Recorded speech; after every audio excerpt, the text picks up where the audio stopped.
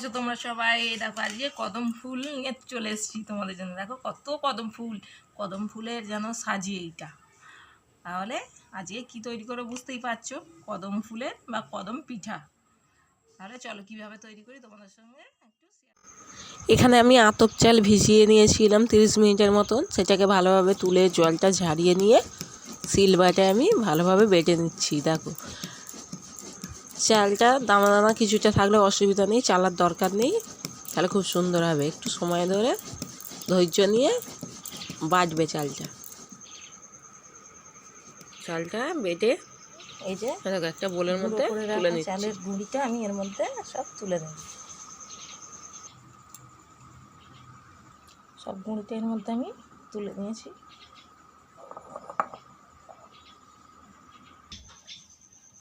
গুঁড়ির মধ্যে, চালের গুঁড়ির মধ্যে কিছুটা লবণ দিয়ে আমি ভালোভাবে মাখিয়ে নেব। এই যে এখানে একটু তালটা কেটে রেখেছিলাম, তালের কাই আছে, এটা দিয়ে আমি এবার এটাকে মেখে নেব। আজকে কদম ফুল হবে, তোমরা বুঝতেই পেরেছো থাম্বনেলটা দেখে। এবারে ভালোভাবে আমি তালটার সঙ্গে চালের গুঁড়িটা মাখিয়ে নেব, ভালোভাবে মেখে নেব আমি। দেখো কত সুন্দরভাবে মাখছি, এইরকমভাবে তোমরা মাখবে। জলের ব্যবহার করতে হবে না, তালটা দিয়েই মাখা হয়ে যাবে।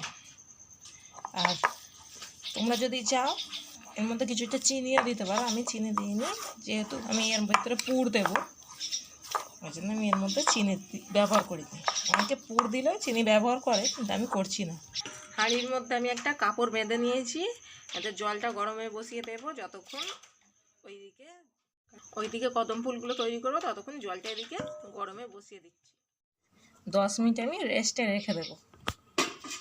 10 মিনিট হয়ে গেছে, এইবার আমি পুর দেবো। এই যে এখানে নারকেল আমি নিয়ে নিয়েছি, নারকেলটা দেখানো হয় না, নারকেল ভাজিটা চিনি দিয়ে যেরকম নাড়ু তৈরি করে ওরকমই করবে, কিন্তু নাড়ুর মতন শক্ত করবে না, এই যে নরম নরম করবে। পুর দেওয়া যেমন পিঠেতে যেমন দেওয়া হয়। কিছুটা এ থেকে আমি নিয়ে নিচ্ছি গুঁড়ি, এই যে বলের মতন করে নিলাম, ভালোভাবে গোল করে নেব। গোল করা হয়ে গেছে, এইবার আমি হালকাভাবে এই রকম একটা গর্ত মতন করে নিয়েছি। এই যে নারকেল নিয়ে এরকম নাড়ুর মতন করে নিয়ে এর মধ্যে পুর দিয়ে দেবো আমি। ভালোভাবে মুখটা এরকমভাবে বন্ধ করে দিতে হবে, দিয়ে এইরকমভাবে আবারও গোল্লা করে দিতে হবে, ঠিক বলের মতন। এখানে আমি চাল নিয়েছি, এই যে বলটাকে আমি এই চালের মধ্যে এইভাবে একবার ঘুরিয়ে নেব। এই দেখো চাল লেগে গেছে গায়েতে।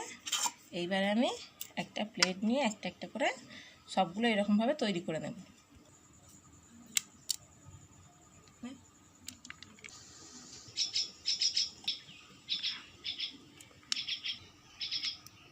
কত সুন্দর দেখতে লাগছে দেখো তালের কদম পিঠাগুলোকে। এইবারে আমি সিদ্ধ করতে বসিয়ে দেবো। জল গরম হয়ে গেছে, আমি এটাকে খুলে দেবো।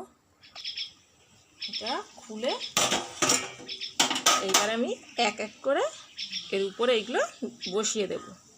তোমরা চাইলে এখানে একটা থালা দিয়েও করতে পারো, কিন্তু আমি এইভাবে করছি।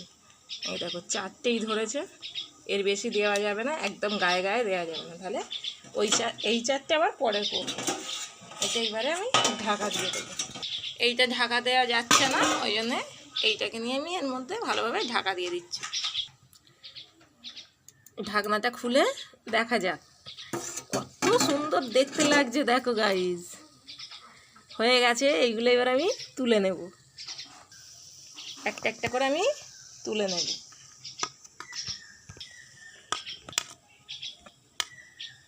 কত সুন্দর দেখতে লাগছে দেখো গাইজ, পুরো কদম পিঠে, এই কদম ফুল। বাকিগুলো একইভাবে করে নিচ্ছি। গ্যাসটা আমি অফ করে দিচ্ছি, দিয়ে এবারে ঢাকাটা খুলে দেখা যায়।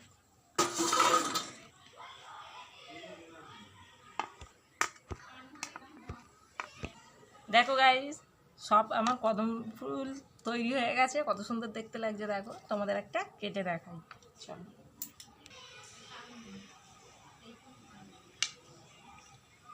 দেখো ভিতরটা কত সুন্দর হয়েছে দেখতে পাচ্ছ। এই দেখো, তোমরাও বাড়িতে এইভাবে। এই যে এটা বাসমতি রাইস নিয়েছি আমি, ভালোভাবে ধুয়ে ভিজিয়ে রেখে দিয়েছিলাম, যেরকম তোমরা পোলাও করার জন্য ভিজিয়ে রাখো ওই রকমই ভিজিয়ে রাখতে হবে। ভিজিয়ে জলটা এই দেখো, তোমরাও বাড়িতে এইভাবেই বানিয়ে খাবে। তোমরা চাইলে চিকেন পুরও দিতে পারো, আমি এখানে নারকেলের পুর দিয়ে করেছি, তোমরা চিকেন পুর দিয়েও করতে পারো। যেহেতু তাল দিয়ে হবে না, ওইটা তোমাকে শুদ্ধ চালের গুঁড়ি দিয়ে করতে হবে। তাল দিলে নারকেল পুর দিলেই ভালো লাগবে। ঠিক আছে, তাহলে কীরকমভাবে করলাম তোমরা সেরকমভাবেই করবে। আর ভালো লাগলে লাইক কমেন্ট শেয়ার করবে। Okay guys, by.